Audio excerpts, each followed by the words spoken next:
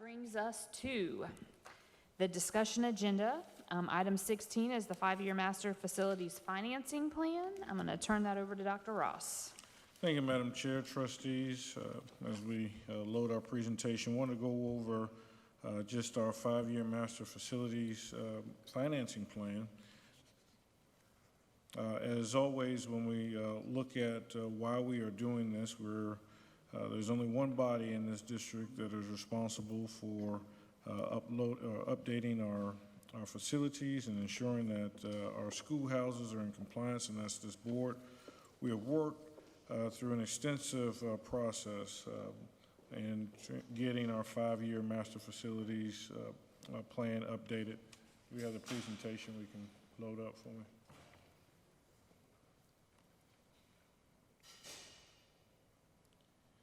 That has included community analysis, enrollment projections and forecasts, facilities conditions assessment, instructional plan review, and our financing plan. We have stated that from MPS, our facilities condition assessments ratings of 1 through 5, doing 3.7 million square feet of space, identifying 11,137 incidences. What's important to note is that we are averaging about 29 maintenance issues per day. So when we look at the facilities conditions assessment, we're adding to that each and every day. The facilities condition assessments in August of 2023, when we looked at the estimates, that was a total of $182 million, $182 million. And so you can see in category 1, that's about $34 million. Category 2, we have 67, and it goes up from there. And so our goal is, how do we address this? When you look at the composites of each one of these facilities conditions assessments ratings, you can see that we are, through the question that was just posed of the referendum, we are looking to address those facilities that are rated orange. Those are our score rated 2. But the question that stands before us is that we still have needs. We still have those needs outlined by category 1 and category 2 that are not in the 5-year plan. And I think that's important to understand, is that we have a lot of needs in this district. That has to be first and foremost. So if we look at the facilities that are not in the 5-year plan, the score rated 3 and 4 facilities, you can see as we look at those needs of those facilities collectively, that's $39.2 million estimated in August of 2023 that we have no plan for. It is difficult to hear that we are collecting too much when we don't have a plan for the needs that we already have published to us. So our goal is, how do we use what we have to take care of the needs that have been identified to us in August of 2023? And both of the estimates that we have showed you from our financial advisor, we've shown you how, with a referendum and without a referendum, how our debt structure would look. In both of those, you've seen that our goal is to stay under the tax line, so the tax rate would not increase. And that is what we've consistently said, that we were trying to accomplish this without increasing the tax rate. And however, if you look at the bars that are above that rate, it is our recommendation to use the sinking fund to draw that number down and use that money to address those critical needs at the facilities that are not in the 5-year plan. So I've asked Mr. Glover to assist our interim CFO, Ms. Marty Rawls, in explaining how that sinking fund works and how we would use that bond issuance to address the needs at the 3 and 4 rated schools for their critical needs. So, Mr. Glover. Thanks, Dr. Ross. Jay Glover from PFM. Can you all hear me okay? We got you. A little muffled, but we have you. Perfect. I apologize. I had a few meetings tonight, so I've been scrambling around, and I'm actually in a hotel room, so my connection is not super great. But yeah, as Dr. Ross said, we have run a number of scenarios, and I think you all have seen these graphs a number of times as we talked about the capital plan and the potential referendum. And what this graph shows is, what your debt service might look like if you did not pursue a referendum, which I think you are going to pursue, or if the referendum was not successful. And again, in terms of the color of the bars, the yellow and gray bars are really your existing debt service that you've already obligated to pay through issuance. The red bars are your annual $15 million issuance that you do each year. The one in 2025 you can see has already been issued, I think, just recently. And what we're proposing to do is to have the school district issue an additional $15 million of 8% GO, which you have capacity to do in the fall of this year. That would be paid back in March of 2025. And that would be part of the yellow bar there, as you can see in the legend, the proposed GO Series 2024 of $15 million. So that would allow us to draw down about $10 million of your sinking fund balance that is sitting there with the district. And I think that's been a goal of you all. So that would allow you to take on some additional capital needs, as Dr. Ross mentioned, and stay within your $69.5 million limit. So whether the referendum is successful or not, I think is not necessarily impacted by that. We would recommend doing that, under both scenarios. And, subsequent to that, we would structure the issuance such that it stayed within that $69.5 million limit. And again, here we're assuming 2% growth. So to the extent that grows, more or less than that, we can make adjustments along the way to potentially, issue more 8% debt if needed. But again, we're recommending that we do that, again, with the goal of maintaining a stable debt service millage through time and not, reducing it and increasing it from year to year. So I'm happy to address any questions you all might have about, that scenario or that recommendation. Ms. Huddle? Just to make sure I understood your suggestion clearly, you're talking about issuing new debt, but using the existing sinking fund balance to pay it off? Yeah, so you have essentially issued $15 million worth of debt that's maturing in, March of 2025, 8% debt. That was your spring GO. We're recommending doing an additional $15 million of 8% debt in the fall to also be paid off in, March of 2025. So whereas in past years, you have done one combined financing, in the spring to be paid off the following spring, we're really essentially splitting that into two financings, which actually is going to save you some interest costs because you haven't been accruing the interest on the additional $15 million between when we issued, now and when we issue the proposed debt, say later in the year, if that makes sense. I understand the logic of it, but I would suggest that we get legal advice if we pursue this, because I think there's an Attorney General's opinion that says you can't use existing fund balance to pay for future debt. I may have misunderstood it, but I would suggest that we get legal advice before we pursue this. Before we put it on the action agenda, have Franny Heiser come in and talk to us about what that looks like. Okay, I think that's fair. Yeah, we're obviously not opposed to that. So talking time frame wise, when you say that we need to make a decision on whether or not we go this route and take the suggestion, when would that need to be done by the board? We're looking at completing that around the 1st of August. We would have a final okay by then, and the debt would actually be issued in September. Okay, so maybe we bring this back up on the discussion agenda for our first meeting in June and have Ms. Heiser here to discuss that.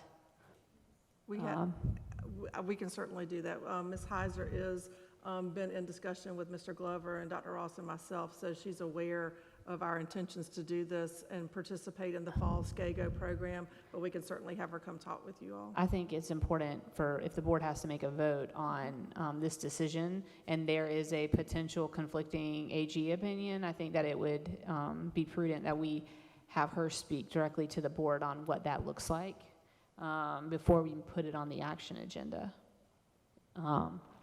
If anyone has any disagreements or anything like that, I mean, okay. Okay, do we have any other questions for Mr. Glover? Does that make sense to you, Mr. Glover? No, That we that's just want perfectly some fine. We would clarification? encourage you to obviously make sure from a legal perspective that anything that we're recommending is appropriate. But again, as was mentioned, Ms. Heiser's been involved in these discussions, and I'm not well versed on obviously Attorney General's opinions, and I'm not a lawyer, but we welcome getting that feedback and making sure we're, doing everything from a legal perspective appropriately. As Okay. my job is more numbers and, the I know. financial side of it. All right, I appreciate that. Do we have any other questions for Mr. Glover for tonight? All right, Mr. Glover, I appreciate it. It looks like you're traveling, and we appreciate you jumping in tonight, and we will continue this conversation at a future meeting. Perfect. I appreciate y'all's willingness to let me do this virtually. All right, thank you. That moves us to the next item on our agenda, which is the rezoning plan for 26-27. Dr. Ross? Thank you, Madam Chair, trustees. At this time, just for discussion, I wanted to talk about the rezoning plan for 26-27. Again, we have been working on this plan, and I won't go over all of the details, but our goal was addressing the growth in Chapin. And as we see we look at the span since the late 80s, where the majority of the students were in Irmo, and then how 10 years or 15 years later they moved to Dutch Fork and now out to Chapin. And so as we talk about our fix and fill plan, it was important for the community to understand how we fill schools. We do not do a theoretical fill of 25 students in a room, but we look at programs and we look at needs of students. I think it's important to understand, especially as we do budgets, that if you count students, you're not doing a service to our school. You have to count needs, and that's why that weighted pupil average in comparison to the state is so important as we look at the needs of the students. As we look at our target maximum and going over our maximum capacities, when you map that, you get this picture. How do we deal with, and this is not projections, this is this year's 45th day numbers. How do we deal with the growth in Chapin with our existing facilities? Something to note that we are seeing more houses in the Whitehall area start to generate students too, so we are also monitoring that. We proposed two different versions of our grade structure that was passed for K-5 elementary, 6-8 middle, and 9 through 12 high school.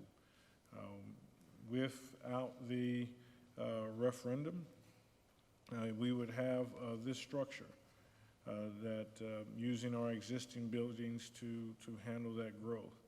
And this, again, relieves the pressure at Chapin High School. This creates 5 middle schools, but we would have a shifting of our lines to this.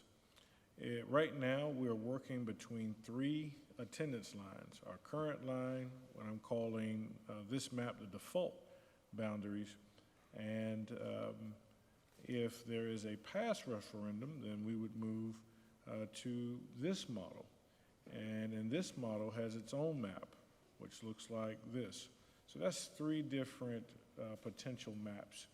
In order for us to begin planning, we need to move from 3 maps to 2 maps.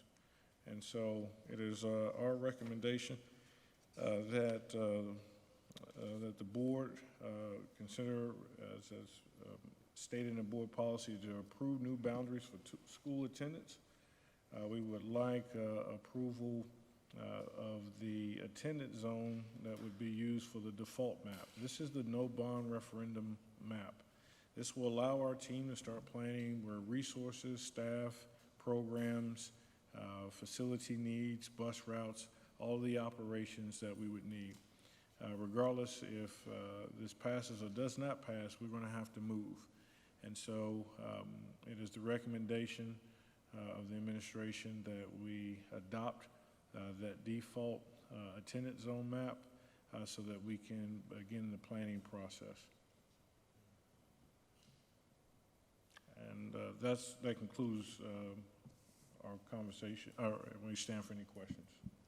So Dr. Ross, the other, so if the bond does pass, the other projection is included in this? So, I mean, I'm asking for, if you're making a recommendation for the board to vote on lines, for this board to vote on lines, then, and the lines are gonna be determinant on November question, and there's a default. If the bond does pass, wouldn't that be included in the ask from the administration, or? That's correct. So what we have is we would be looking at two maps. The default would be if there is no referendum, and I wrote this before the question was approved, so if there's no referendum or it fails, then we would have the default map. If it passes, then we would have what we call the expanded Chapin Elementary, Lake Murray Elementary, and Dutch Fork Elementary map. Right, so that's Reading it with a little the bit, pass. okay. Yes, ma'am. Okay, And gotcha. so that allows us to move from our current map and start to move operations and planning for those two maps there. Okay. Ms. Huddle, did you have a question? I guess I'm confused. So you're proposing that we go ahead and approve rezoning before the bond referendum results are known? I am proposing that you approve the default map, at minimum the default map. We have to move from our current map to the map that we have been proposing, which is this map. And if we do not say this is the direction, what happens in November, we have to now start planning. And to move from, and I don't have the timeline up here, but it's a considerable move from November of next year to be in place by the August of 2026 to move all of that. So at minimum, whatever happens, the middle schools are going to go to what we have been proposing. If the board does not want us to do this, we need to know now, but we really cannot wait in terms of planning the staff, the movement of programs. So yes, I'm asking that we begin planning the process to move to one of these two maps. Any other question? Mr. Satterfield? Yeah, I'm just a little confused. It's, so you're asking you want the board to approve the default map, not both options, should the referendum pass? And it's going to be the pleasure of the board. My preference is you approve the default, and then if it passes, the map that we go to. If that's not the pleasure of the board, at minimum approve the default map. We would like both of them, but if you're not comfortable with that, we need to get off our current map right now. And our current map is unsustainable. So what we would like to do is, you're not approving it for next year, you're approving it for the 26-27 school year. But I would like a year and a half, I would like to take the rest of this year and next year planning that transition. The reason being is our teachers would like as much time to know where they're going and where those programs are going to be.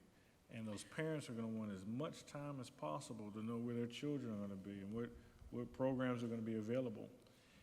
If we use December to June to plan, I feel that we're going to be in the middle of a year, people are moving next year, and they don't have everything worked out. If we can approve at minimum, my preference is both. But if that's not the will of the board, I would at least like to direct the administration to move to the default map. Allow us to start that planning process. Moving the district is not an easy task. Just thinking about program services alone, moving to 5 middle schools, the athletic programs, the arts programs, this is going to be very multifaceted. So giving us as much time as possible. Could a future board do something different? Yes. But they would have to consider the prep time and the result of that action.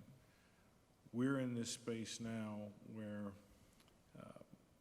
I think if we don't take actions to make those plans realistic and to get these details worked out, I don't know what future administration or board would be able to do that in such a condensed time. Can I ask just a follow-up question? Well, just commentary, I guess. Some of the folks that I've spoken with about the referendum or when they've asked questions about it, and I try to tell them that we're trying to move to a true feeder system regardless.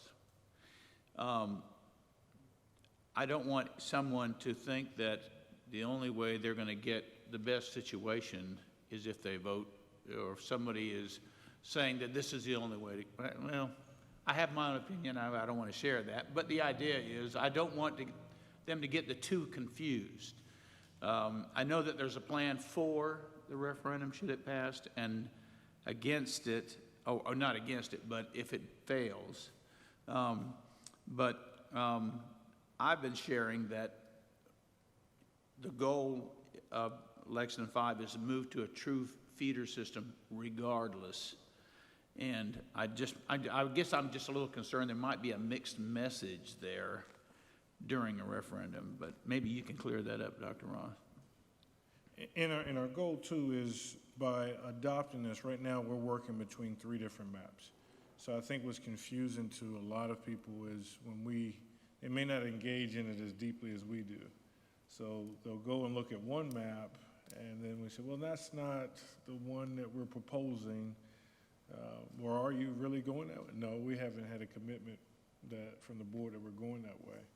So I think what's us, we're working between 3 different potentials, and we would like to work between at least 2. And so that's why I wanted to bring this for discussion. Mr. Scully? Yeah, thank you. And Mr. Satterfield, to me, it is actually a simpler scenario doing this, because as we sit here today, our current pathway is that default map, regardless of anything else that happens. As we are today, we are heading towards the default map, which is the same as the no referendum map. So the administration is saying that they need time to start planning, because that's where we're heading. Unless something happens, that's where we're going. And they need as much time as possible to start preparing for it. And so to me, it simplifies the scenario. If they need to, what I'm hearing is they need to start planning for our current situation, which is a no referendum, because we currently do not have a referendum passed.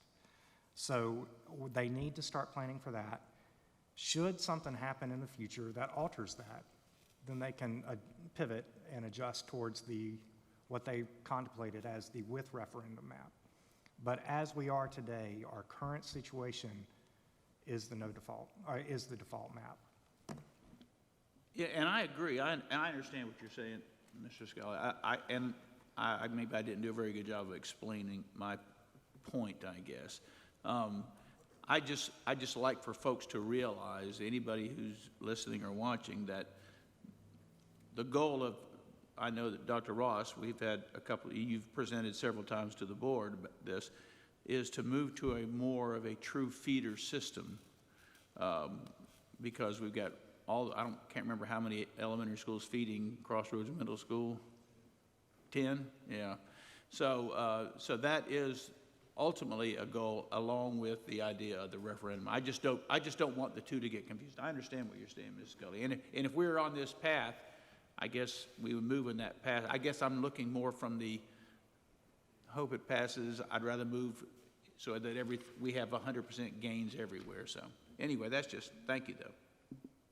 Yeah, I'm kind of conflicted on this, just because on one hand, the reality is that, elections happen in November. We're going to have different, we could get different people on the board that have not sat through all of the workshops and conversations and emails and all of that we have right now, because right now we are the best situated with the information to make that call. And it's unfair to new folks that come in that don't have that, institutional knowledge, that you throw a whole bunch of information in a very, very unpopular conversation, because the reality is nobody wants to rezone. It gets kicked down the road and changed to make people happy, and it's just not easy. I mean, those are the tough decisions that elected officials make.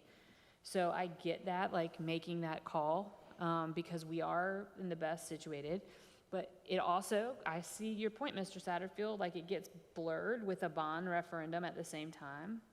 I don't know. I mean, but then at the same time, Dr. Ross, from a preparation standpoint, from a default, like looking at the default, if the bond referendum does not pass, even if we can vote on it or not vote on it, the administration and the district should probably start prepping for that anyways, because something's going to happen in November. I don't know, I think that we have to be ready. I think that it's definitely great to be certain on what that is, but you mentioned it yourself. I mean, another board could come in and just like hijack it and make their own plans. And hopefully that doesn't happen, in that kind of way, because the administration and this board, as we've been working on, like what that looks like, and there is not a perfect scenario in any rezoning option. Nothing is perfect. Someone will be unhappy. Just know that somebody is unhappy. I've been rezoned. It is not, that is not, it's not fun, but it all works out. Our kids are resilient, and our schools are amazing, and our teachers are amazing, and change is hard. And, that's my opinion. We still have an obligation of trying to make sure we make the very best decisions on what that looks like. And we've been prepped for that.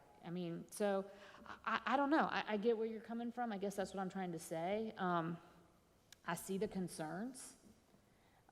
And I see the concerns from how misinformation can get out there. We do have a bond referendum. The reality is, we just voted on specific projects. The board cannot approve any other vote to do any other projects other than what is on the bond referendum. That education is going to get out there. The money that we are given, I think, I don't know that we really talked about this tonight, but we get $80 million for 3 years, and all of that, is that something to that effect? All of that money is getting put towards certain projects. That's with the bond referendum. We've looked at all of the rezoning plans of what works with how those, with what our school models look like. We've already approved the middle school model.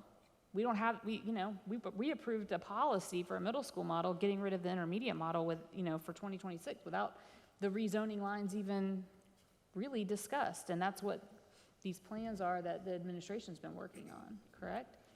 Okay. So I don't know. As we're talking about that, I'm sharing thoughts out for right now, and people have feedback. That's why we have these discussions, so that we get the feedback. Ms. Huddle. I have a couple of questions. One is, if the bond referendum passes, it'll be at least 2 years, probably more, for most of these buildings are ready. So, Dr. Ross, would we stay in our current alignment until the buildings are ready, or do you think there will be a middle zoning, I guess, so we would stay in our current alignment until the new buildings are ready? Yes, ma'am, that's a great question. So our goal as part of this, if you can remember, when we lit the ask of the administration We were going to wait till after what happened today happens, but we're going to come back for discussion to talk about A&E services for the expansion projects, Chapin Elementary, Lake Murray Elementary, and Dut Fork Elementary. And that is to ensure that we have that 18 months of construction so that we don't have to move to any middle phase. It is the goal of the administration to go from the current setup that we are now to one of these two maps. It becomes very confusing just in, I'll just pick transportation, for example, of running different lines, making sure that you have those routes down, that parents are aware. It's a huge shift just in that item alone. And so when we talk about instructional programs and that, probably give me more than you asked, but so our goal is to make one move one time, but with 3 maps, it's just hard to speak to an organization and all of our stakeholders on what we're doing. So that was the ask, is to make one move. We would plan a default, and then that takes care of a good 80% of the work. If it passes, that other 20% can be adjusted, that's in Chapin.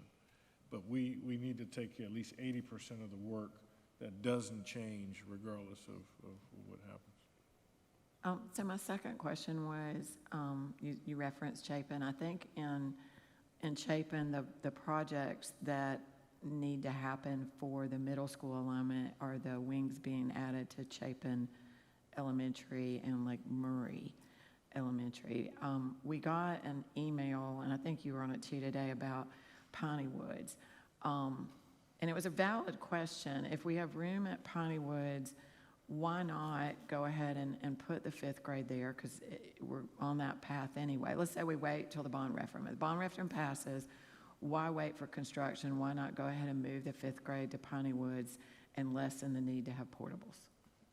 And I want to go to just kind of the grade structure that we have here. Currently at Piney Woods, we have the 5 program. Our goal is, if this does not pass, the amount of students that we're going to be able, we still have to find a place for 5 that we haven't identified yet. So with that there, that's where our current 5th graders are going. But this was in 2026. If we can find a place where that's going, that opens up 2 classes. The biggest issue, and whether Dr. Turner or Ms. McCaskill wants to weigh in on this, is if we use the Chapin Elementary, Piney Woods Elementary, and Lake Murray Elementary 5th graders to staff CIS. If you pull those teachers out, you have to be, I think, perfect alignment. Let's say you pull 100 students out.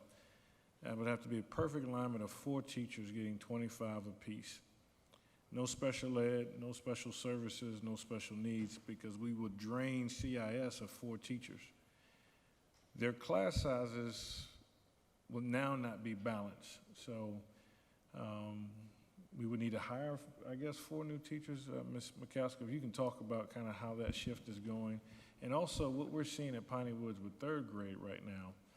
Right. Some of those considerations, I think, I'd like the experts to weigh on.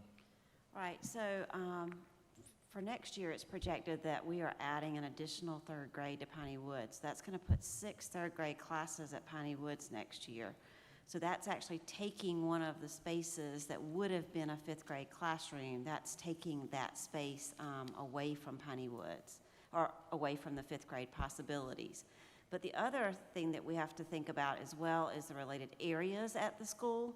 Right now, they have 5 related areas teachers.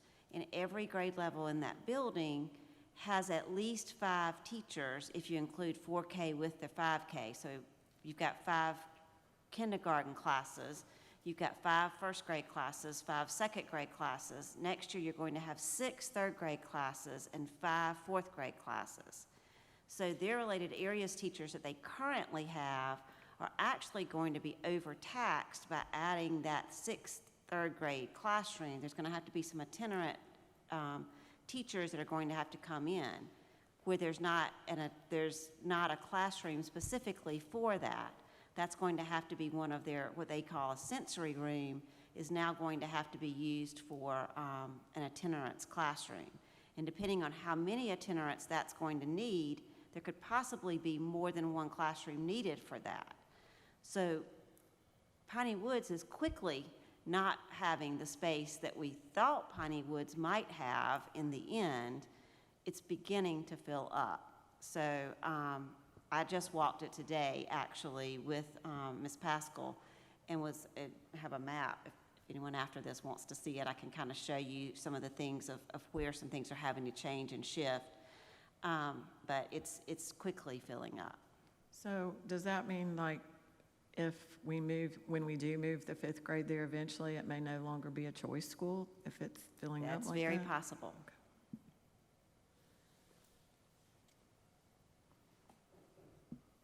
Other questions? All right. Well, that was a very interesting conversation, Dr. Ross. Do I have any motions? Mr. Hogan? If we're on 18, I do have a motion to adjourn. Yes, sir. Motion? Second? Any discussion? All in favor? Motion carries. We adjourn until June 10th.